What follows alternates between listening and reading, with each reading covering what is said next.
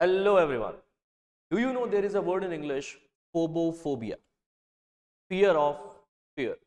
All we have to fear is just fear is a famous line given by Franklin D. Roosevelt. Today, we are going to witness chapter number 3 of Deep Water 12th English, which William O Douglas उनके एक बहुत अच्छे assistant रह चुके हैं, friend रह चुके हैं. उन्होंने अपनी लाइफ के एक अकाउंट को आपके सामने रखा है, who is talking about how he overcame his fear of water. Now, this is just not about fear of water, it's about overcoming any fear in your life. The example that he has taken is the real life incident of his own life, and you all know थोड़ा बहुत मसाला तो हर बार का चलता ही है. तो बहुत अच्छे अच्छे मसालेदार स्टोरी इन्होंने बनाई है with the correction, the principles noted in Deep Water. Let's start. The first thing to note is the theme is overcoming one's fears, and the characters that we can see over here is himself. The main author is the himself narrator of it. So this is actually the storyline as well. वो पहले हाइड्रोफोब होते हैं, फिर हाइड्रोफाइल होते हैं और फिर हाइड्रोमैनियक हो जाते हैं, राइट. पहले वो डरते हैं, फिर वो उसको ओवरकम करने के लिए डिटरमाइंड होते हैं, फाइनली वो डेयरिंगली हर न्यू रिकॉर्ड को तोड़ते जाते हैं, अपने ही रिकॉर्ड्स को. वेल, स्विम ट्रेनर यहाँ पर आए हैं उनके लिए एक अच्छा इंसिडेंस लेकर, दैट ही इज टैक्टफुल. वो बहुत अच्छी अच्छी टैक्टिक्स के साथ उनका सेंसिटिव नेचर को समझते हैं. He is tactful, he is understanding, he is sensitive as well as he is professional at his work. That's why in the matter of almost 6 to 7 months वो उनको रेडी कर देते हैं piece by piece, how to build a trainer. तो आपको swimming के बारे में बहुत अच्छी जानकारी मिलेगी इस पूरे प्रोज में, जिसमें आज हम अगर इसका टाइटल डिस्कस करें, डीप वाटर, तो टाइटल ही अपने आप में थीम का एक स्पेसिफिक केस है. थीम है हमारी ओवरकमिंग फियर, तो टाइटल भी उससे रिलेटेड है. It's an autobiographic story of winning over an hydrophobic terror in author's heart. Remember, these all hand prepared notes will be given to the description link below. The title is an autobiographic story of a winning over hydrophobic terror in author's heart. वो hydrophobic terror पे कैसे win करते हैं, and due to an unfortunate mishap of almost drowning deep water at his childhood. और ये by birth fear नहीं था. This fear was originated at some unfortunate incidents, first at 3 to 4 years of age and then next at 11 years of age. तो अगर हम story line start करें तो वहीं से शुरू करते हैं. Here is the story line. Author एक बार अपने फादर के साथ कैलिफोर्निया बीच पे जाते हैं. This is the first incidence जब उनको वाटर का टेरर स्टार्ट होता है, right. So he was 3 to 4 years at that time. He went with father and directly एक overpowering wave knocked him out. Now overpowering waves, वहाँ पे बहुत बड़ी बड़ी waves आ रही थी, तो फादर हंस रहे हैं और ये already buried under the water हो चुके हैं. तो आप लोग इस तरीके से ये इंपॉर्टेंट फ्रेजेस को यूज करके सेंटेंसेस कनेक्ट करिए. I hope the task will be done quickly. बड़ा इंसिडेंट जो होता है वो होता है YMCA पूल पे. ना YMCA is a city pool and Yakima river नाम से एक रिवर भी है. ये याकिमा सिटी में रहते थे, तो याकिमा रिवर जो पास में से निकलती है, उनकी मदर ने ऑलरेडी बचपन से उनको बहुत डरा रखा था कि वहां पे कितने सारे ड्रॉनिंग इंसिडेंट्स होते हैं. तो एक तो फादर के साथ तो कैलिफोर्निया बीच वाला इंसिडेंट, मदर की regular haunting stories about how people drown already made him aversive to water. तो हुआ ये कि जब स्विमिंग का इन्होंने डिसाइड किया कि चलो जो भी है स्विमिंग करने की ट्राई करते हैं, तो बाकी सब बड़े बड़े अडल्ट्स को देखकर कॉपी करते करते छोटा मोटा किकिंग विकिंग ना ब्रीदिंग एक्सरसाइज करते थे और थोड़ा थोड़ा वाटर के साथ ईज होने ही लगे थे. That one day a muscular boy, a big cruiser of boy का मतलब यहाँ पर चैप्टर में एक मस्कुलर बॉय है, एक हल्क जैसा मैन आता है और बोलता है इनको, how would you like to be ducked here. और उठाकर ducked, how would you like to be ducked मतलब कैसा लगेगा अगर तुमको अंदर चला जाए डायरेक्टली. तो बस उठाकर सीधा बिना पूछे यस और no tossed him in water. Now here starts YMCA pool story. So he was 10 to 11 years. 10 to 11 is a very tender age that a fear can grow to terror kind of situation in your heart. तो 10 to 11 years में he wanted to learn swimming, copy कर रहे थे, ease with water होने लगे और one day all alone उस big bullet ने इनको टॉस कर दिया वाटर में. Now here comes the main question. What is the main question? What was the incident of YMCA pool? Describe in detail. 5 marks का क्वेश्चन आराम से आ सकता है, and if it is 2 marks तो आप उसको समराइज भी कर सकते हैं. कैसे? मैंने आपके लिए थोड़ा काम आसान कर दिया. सो स्ट्रगल जो देखा उन्होंने उस YMCA पूल के ड्राउनिंग इंसिडेंट में, उसको आपको डिस्क्राइब करना है 2 जंप्स और 3 ड्राउनिंग्स में. I hope you can watch here. यहाँ पर जब वो सिंक हो रहे हैं तो ड्राउनिंग को मैंने सिंक कह दिया और जंप को जे कह दिया. तो 3 सिंक्स हैं और 2 जंप्स हैं, ये ड्राउनिंग इंसिडेंट था उनका। ऑब्वियसली तीसरी सिंक में तो he was all lost his breath and all attempts went in vain. तो स्टार्ट करते हैं। स्टार्टिंग सबसे पहले उन्होंने जैसे ही टॉस गए, वो whenever the person tossed him in water, he directly drowned into the water, stunned and choked. ये 2 वर्ड्स आपको याद रखने हैं। The words are stunned and choked. और आई होप यहां से तुम्हारा काम शुरू हो जाता है, राइट? स्टन्ड एंड चोक्ड इसलिए लिखा हुआ है क्योंकि वो पहली बार तो समझ ही नहीं पाया करना क्या है, but as soon as he went deep down in the water, 9 feet deep था वो YMCA pool at the other end जहां पर इनको फेंका गया था, बाकी 2 to 3 feet was very okay one side. तो ये वहां पर प्रैक्टिस करते थे, आज हॉन्टिंग एक्सपीरियंस है कि यहां आ गए।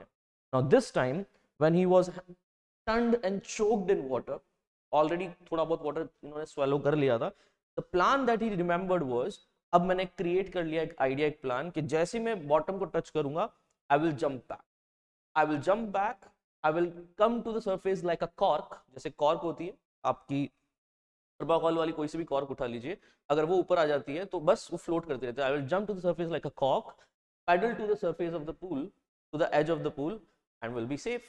ये बहुत सिंपल सा प्लान था, ठीक है? तो I will jump back hitting the bottom, float at the surface, paddle to the pool edge and then I will be safe. ये प्लान था। तो इस चीज को ध्यान रखना कि स्टार्टिंग में फर्स्ट जंप में तो ही वाज कॉन्शियस इनफ कि मैं ये करूंगा, ऑल्दो स्टन्ड एंड चॉक होने के बाद when he hit the bottom and float and the plan was to float on the surface, तो what did he jump? Yes, he did jump. तो यहां से हम लोग आ गए हैं, राइट? तो स्ट्रगल ऐसा हुआ है कि इस दैट्स इट। तो हम लोग पहली सिंक से फर्स्ट जंप पे आ चुके हैं। He was jumped with all power that he had. Open eyes, जैसे उसने आईज खोली कि अब तो मैं ऊपर आ गया हूँ, लेकिन no, it was totally a yellow water all around. That was scary. उसके बाद he wanted to grab to something, on clutch on something, but no rope, nothing could be there. He wanted to call for help, but no sound actually reached out, and that's how he was left to sink again. Now second sinking starts, and here we go for the second sinking. That's it. यहाँ से second sinking, right? So now he tried to breathe, swallowed water. जितनी भी breathing कोशिश कर रहा है, उसकी knows और उसकी आई जरूर बाहर आई थी, पर उसका मुंह बाहर नहीं आया। So he wanted to breathe at that time when he was almost on the surface, just swallowed water and suffocated, choked once again. He totally suffocated. Legs have become the dead weights, and finally body went paralyzed. So this was the situation which actually said that he was terror stricken. पहले वाले में he was stunned and this time it was terror stricken.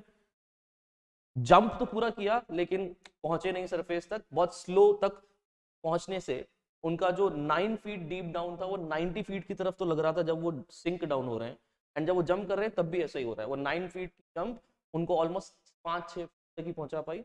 Overall जब तक वो पहुंचे तब तक he was already swallowed, he had swallowed so much water. तो when the second sinking is going on, terror stricken.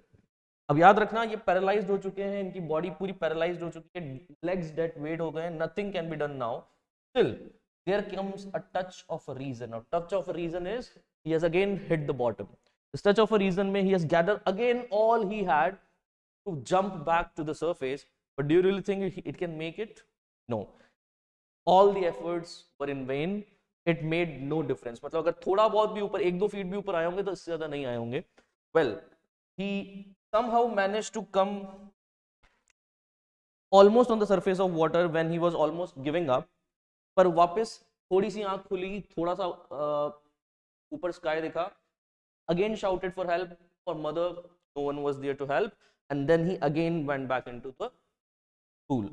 This was the third time he was sinking as mentioned in the passage. Now remember, जो बाहर लोग खड़े हैं ये सब इतना quickly हो रहा है कि उनको इसको बचाने में जो टाइम लगा उस समय तक तो थर्ड ड्राउनिंग हो चुकी थी।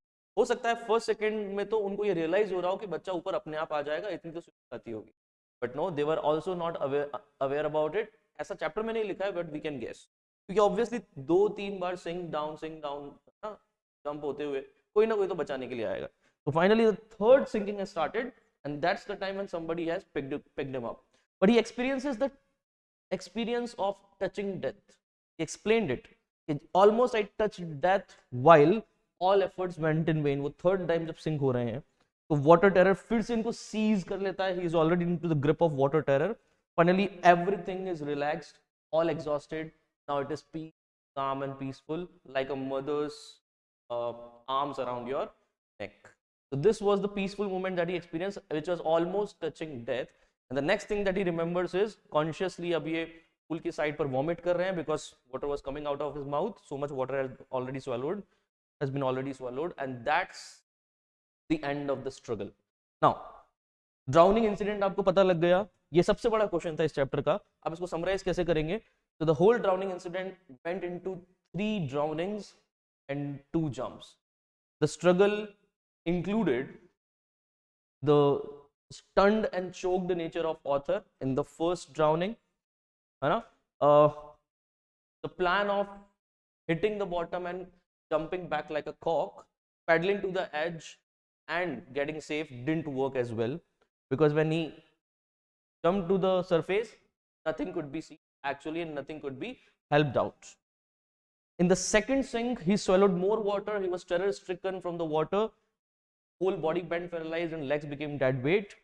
Now there again came touch of a reason. Again jumped with all his might, but made no difference almost to him.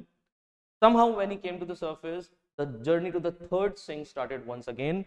This time totally relaxed, almost touching the death or the arms of death. Now this is the experience that you can mention in the summary.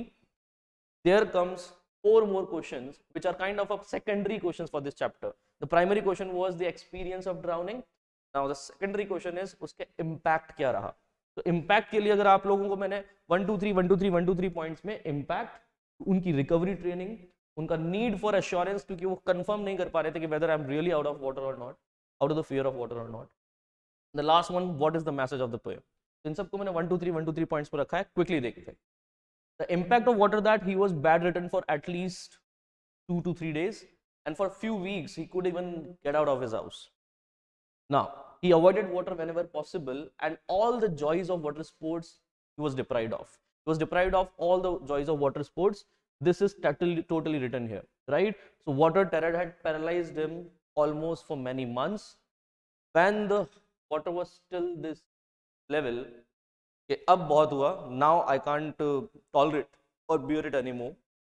कि हर जगह जहाँ पे पानी, western countries में पानी के sports में आपको कुछ ज्यादा ही इन्वॉल्व रहना होता है. Swimming is kind of a necessary task for you, you have to do it like a 12th class passing certificate, right? तो बस इनसे वो कुछ हो नहीं पा रहा था. No canoeing, no swimming, no even not of fishing, because water देखते ही वो ड्राउनिंग इंसिडेंट याद आता था, राइट? 10 to 11 years का वो हॉन्टिंग एक्सपीरियंस इनके साथ लाइफ लॉन्ग बना रहा. But when he almost gain consciousness कि चलो अब कुछ करते हैं, so he hired an instructor. You can also say he called for an instructor, and there he starts his overcoming journey. तो अभी चैप्टर का होपलेस पार्ट खत्म हो चुका है. Let's start with the hopeful part. Now that trainer was quite sensitive enough. मैंने जैसे character sketch में मेंशन किया था कि उन्होंने बहुत सेंसिटिवली इनको डील किया. पहले इनके अराउंड एक बेल्ट बांधा, that was the first point. देखिए, put a belt around him. उनको पुली के थ्रू सेकंड साइड से पकड़ के रखा. So whenever he release the rope, the water terror started haunting him back, but whenever he pulled it back, got released. So ऐसी dipping exercises, क्यों? So that the touch of water can be eased back for our author, है ना? तो ये sensitive उसकी training का part start हुआ है. Next part was kicking at the side of the pool, then breathing, inhaling and breathing exercise of inhale and exhale, that is inhale out of water and exhale in water while swimming. This was the another piece that he perfected on. And the last is trainer trained him with all the strokes like breaststroke, crawl stroke, breaststroke, butterfly stroke. So all these kind of strokes he has trained him, and perfecting each piece by piece. Now he asked him to swim the full length of the pool, and he did. Beach में, if suppose it is a 20-meter pool, तो 10 metre के आसपास amid the middlemost part of the pool, water terror comes to haunt him कि now he's going to drown, but he never panicked. He fought it back. There are instances like that जब वो बोलता है water को कि now you can't haunt me, it's not your cup of tea now, I'm strong enough and I'll swim on. So this is the incident by which he can say he fought with every residual fear of water with courage. ये line आप लिख सकते हो. Fine. What was the final thing? कि आप pool तक पूरा swimming करने के बाद और वापस ट्रैवल करने के बाद he was done. तो instructor was finished, he was not finished. ऐसी लाइन लिखी हुई आती है. It means उसको अभी भी अश्योर करना है कि वाटर टेरर क्या मेरी तरफ से पूरा गायब हो चुका है. And that's why he started for need for assurance. इस need for assurance वाले आंसर में आपको मिल जाएगा कि where did he went again after pool. तो दो लेक्स का नाम याद रखना है और एक ऑल अलोन पूल एक्सपीरियंस का नाम याद रखना है. You remember that day also he was all alone, जिस दिन किसी मस्कुलर बॉय ने इसको टॉस किया था वाटर में. तो ऑल अलोन वाला पूल इंसिडेंट को वापस रिकवर करने के लिए ही goes to the pool all alone, swims the length of the pool once, twice, thrice and finally gets back. Fine, pool में मुझे कोई fear नहीं है. The second part that he goes to is Lake Wentworth, swam across the 2 miles of that lake and got into the river. Okay, fine. I'm done with fear of water in the lake as well. Deep down the heart एक चीज की और कमी थी, बस एक बड़ा record और तोड़ना है तो पूरा कंफर्म हो जाएगा. Then he goes to Warm Lake. Now Warm Lake का लोकेशन बहुत बड़ा दे रखा है उन्होंने. गिलबर्ट पीक भी लिखा हुआ है. When he actually swam across Warm Lake and went and came back, he was all done with the recovery part and victoriously joyed and hurrayed his bingo, his victory call, and the Gilbert Peak echoed the voice. Echoed the voice मतलब वो reply भी आया Gilbert Peak से. So this was the incident he was trying to convey कि मैं finally अपनी पूरी life में इससे बड़े फियर को आज तक कवर नहीं कर पाया, पर totally I am done with it. I have von my fear.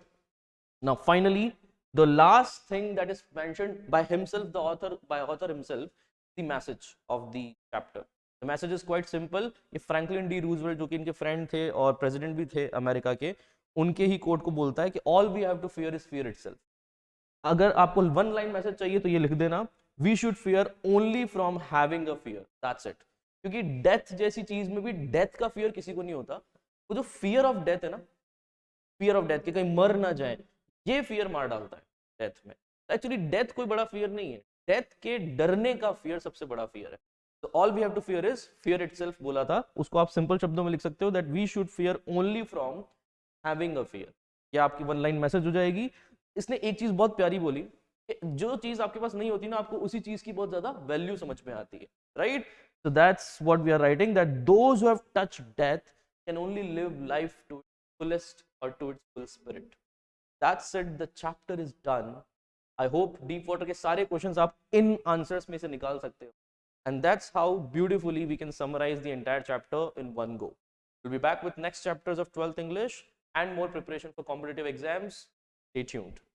Himanshu Parihar signing off.